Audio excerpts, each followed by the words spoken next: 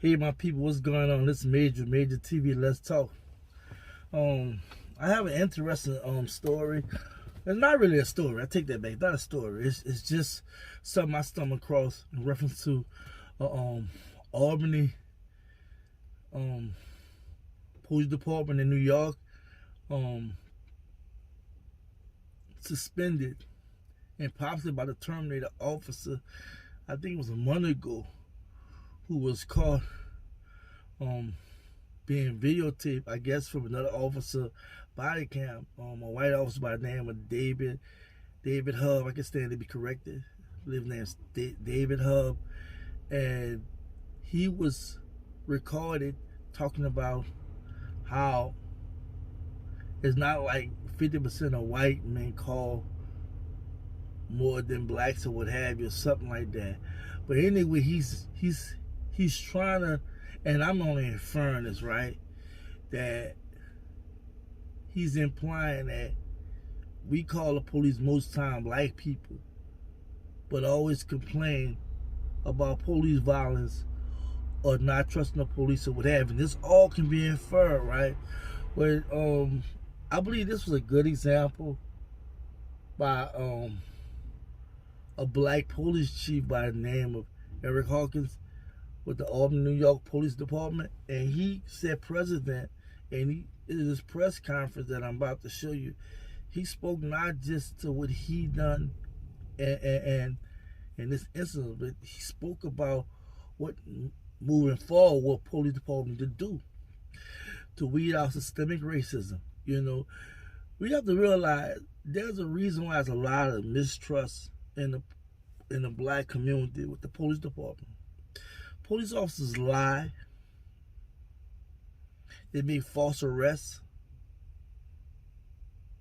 They target. They harass. Sometimes physically beat us, humiliate us, and as we already know, kill us. So the trust factor been broke. Never was a trust factor with the black community with the police department. Even though we are taxpayers, and we pay a contributor to their salary, part of the U.S. population, you know, it's sad to say out every other group, black people are targeted, right? And this police chief, led by, he leading a great example of what needs to be done to weed out the systemic racism in a lot of officers, white officers, of course, but it just have to be white, you know. But white people for sure, right, that's been brainwashed and really believe we the problem, right? Something inherently criminally wrong with black people. And they have our own people feeling that way in the police department and other ethnic groups. But this video, I think, was a month or so when this happened. But there's an incident happened a year ago with the same police chief, and it was national, where some white cops arrested a black guy, and one white cop was just beating on him, you know what I'm saying? Was white handcuffed. And he also took action and got that officer, I think his name was Luke Deere, arrested. I'm not gonna show that video. I started to put both of the videos, but I'm gonna just speak about that video. Charged this guy, Luke Deere, I believe, I can stand to be corrected, for felony assault and a misdemeanor. And there's other officers that's also an investigation behind that. Was a year ago. So I think this police chief is moving in the right direction, and I hope most police departments start seeing that. And I think the black community and everybody should call our police departments who are allowing this to happen on their watch. We know, I don't know when, but there was a bunch of white officers being exposed on Facebook for their racist, systemic issues with blacks and whatnot, things they were saying and blah blah. I think a bunch of them was either fired, suspended without pay, whatever. I don't know, but I love what this police chief is doing in Albany, New York. The police department there seem as though they really trying to have some accountability and transparency, and hopefully this continue with them as well as police department around the country see this. So let me drop this video on y'all. Look, leave comments, likes, subscribe, share, hit the notification button, and get any content I be dropping. I'm trying to come with it, y'all. I feel like it's a lot need to be talked, the good, the bad, and the ugly, you know, what we need to do and how to progress. So y'all take care, and thank you for checking me out. Peace.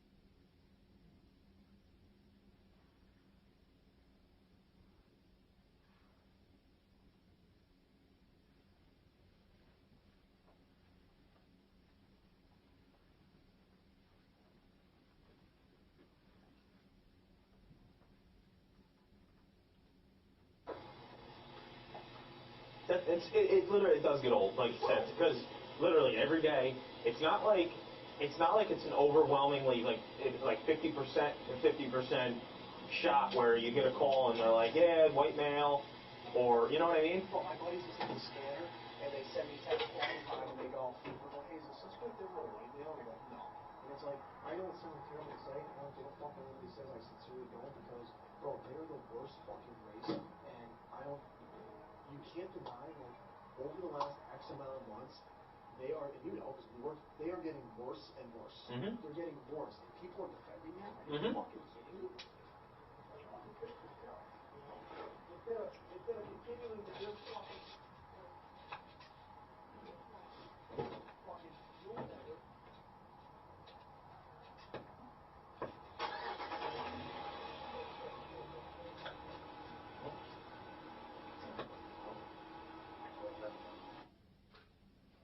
Yeah, much clearer. That's fine. Thank you.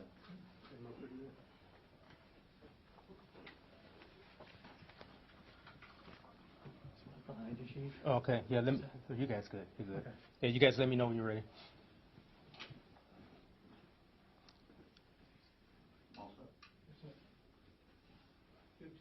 You good? So I just want to give context and clarity to the video that you just saw, and to give a timeline. Later in the evening of Tuesday, November 10th, I received a video by cell phone of what appeared to be an Albany police officer in uniform on duty making racist comments. The video was grainy, it appeared to be a video of a video, and it was hard to establish identity. And so the next day, which would have been Wednesday, November 11th, we confirmed the identity of the officer to be David Hopp, a 4-year veteran of the Albany Police Department.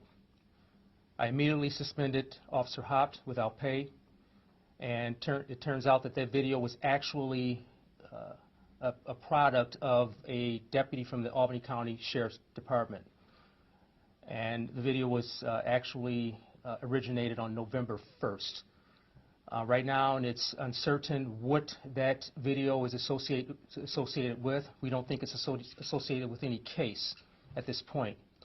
And so later in the day of November 11th, Wednesday, after receiving even more information, I made the decision to initiate the termination process for Mr. Hopp. And that process has been ongoing since that day. You know, there's no place in society, and certainly no place within police departments, for racist, hateful conduct. And when we see it in police departments, law enforcement leaders have an obligation to stand up, call it what it is, and take the appropriate action. And that's what I did. This was, without a doubt, racist, hateful comments made by a police officer. I have initiated the process of ensuring that that person never wears an Albany Police Department uniform again. Thank you. We're good for questions. So I just want to make sure that at first we're hearing the deputy speak, because when we met with the mayor and then also spoke with Sheriff Apple, they said the deputy seemed to have initiated or began this on-camera portion of this conversation, and they call it racially charged, which then leads to a blatantly racist statement. Is that correct in what we're hearing? That first we're hearing the deputy, and then... Yeah, from what we've seen on video and from everything that we have, the first comments were made by the deputy, yes. But we don't have anything until this point. That's when the camera was activated. So what was said in the car before that or anything, there's no camera. Correct. It appears that the camera was activated at the point where we're showing the video. How was this brought to your attention? You know, again, it was late Tuesday night. I received a text message from one of my deputies who said that he had received this video from the district attorney's office. And again, it was appeared to be a video of a video. It was real grainy. It was kind of hard to establish, you know, the identity of the officer who was involved. But that was the first I received it. Did this officer go through the sensitivity training and all the programs the police department offers? Absolutely. In fact, just recently the officer completed the racial harassment, diversity, and workplace violence training just within the last month or so. How long has the officer been with the department? 4 years. And the video, is that just, you say the activation, there's a good, like, minute 5, I think, before the audio kicks in. Is that what you mean by the activation? Or is there audio leading up to the point where the audio starts? Not quite correct. You want to answer that? Do we hit? We don't have that? Yeah. Just We're not familiar with the delay on their video equipment, but, you know, there is a delay obviously before it kicks in. Okay, so the activation of the camera, it being silent for about a minute before the audio is then shown to us, or, you know, we can hear the audio, is at that point, we don't know that yet. Okay, so that's a question for the sheriff. Okay. The determination process. I mean, obviously this is very swift from when you found out, and it was unpaid. About how long does it take, and what does it entail? so officers have due process rights that are afforded to them through their collective bargaining agreement or their contract. And the contract allows for us or for the chief to make a recommendation for termination. And if that recommendation is not contested, then it becomes effective pretty much immediately. If they decide to exercise their due process rights and contest that termination, then they have an opportunity to do that, and it eventually goes to binding arbitration. And so it could be a process that it could be as short as a month or so, or it could go into several months. It really depends on the circumstances. And so it's real close to what we're dealing with the First Street incident. You know, back then, you know, I made that recommendation for termination for 3 officers. And those 3 officers contested that termination. And right now they are in binding arbitration. And so it could be a prolonged process. Chief, does he have any sort of disciplinary record, any history of citizen complaints or use of force complaints? And right now we're going through that to see exactly what this person's history is. We're looking at cases this person is involved in. We're assisting the district attorney's office as much as we can with this. But certainly as this investigation is ongoing, that's a key piece of it. And can you give us an idea of, did he particularly patrol a certain part of the city? And I'm not exactly sure what his patrol areas are, but I can certainly get that information to you at some point. The location of the gas station that this was recorded at? It's our Department of General Services. And I just want to, and I might have heard you incorrectly, I apologize. He was on duty at the time they were filling up at the end of the shift kind of thing? Yes. Okay. So Yes. he had worked from 3 until, what's that shift? Yeah, we have a shift that goes from 3 to 11. 4 to 12. 4 to 12 shift. So my thing is, so you said the deputy turned it in. Would you guys review all the tapes? That's how we found it? I mean, no. And see that piece, I'm not privy to how that video got from the sheriff's department to the district attorney's office. I just don't know. But we received it, the Albany Police Department received it from the district attorney's office. When you received it on, did you say it was Tuesday, Wednesday? Yeah, Tuesday night. When was he notified he was suspended? The following day. So we found out, I found out about it Tuesday night. Video is grainy. Its identity we were not able to confirm. The very next day we received the video that you all see right now. And that is a much clearer version, and I believe that's the original version from the deputy. And once we received that, we were able to confirm the officer's identity. And as soon as we confirmed that, he was immediately suspended. And can you confirm that when you spoke with the sheriff, he was unaware of it at that time? I'm sorry, I don't understand the question. Sheriff Apple said he found out about it from you. So I was told the clerk saw it because of new discovery laws. She sent it over to the DA. Then you were alerted. When you spoke to the sheriff, he said that was the first he had heard about it, but it came from his clerk. So that sequence I'm not entirely sure because, one thing I am 100% sure of is that we received the video from the district attorney's office.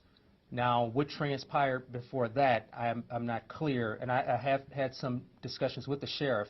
I don't specifically recall him saying whether or not he was aware of it or not. We talked about some other things related to it, and I just don't recall that part of a conversation with him.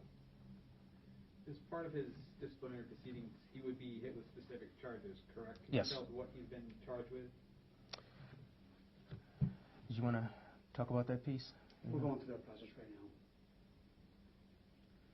Right, but as for grounds for termination, you have to notify the officer of what will be the grounds for that and what he's being charged with. I mean, is it conduct unbecoming? Yes, unbecoming conduct. Okay.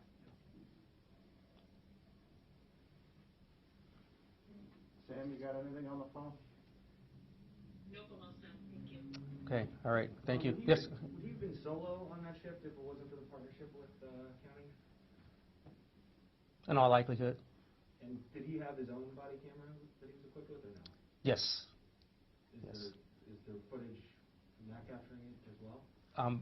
That we didn't receive, as far as I know, we did not receive any footage from his camera, but as part of our investigation, we're going back and looking at previous body-worn footage and subsequent body-worn footage from that officer as well. Is there a camera in the vehicle as well that might have picked it up since the engine was running? No. Well, there's a camera in there, but as far as I know, that camera did not pick that encounter up. All right, thank you. Sam, I'm running it out now.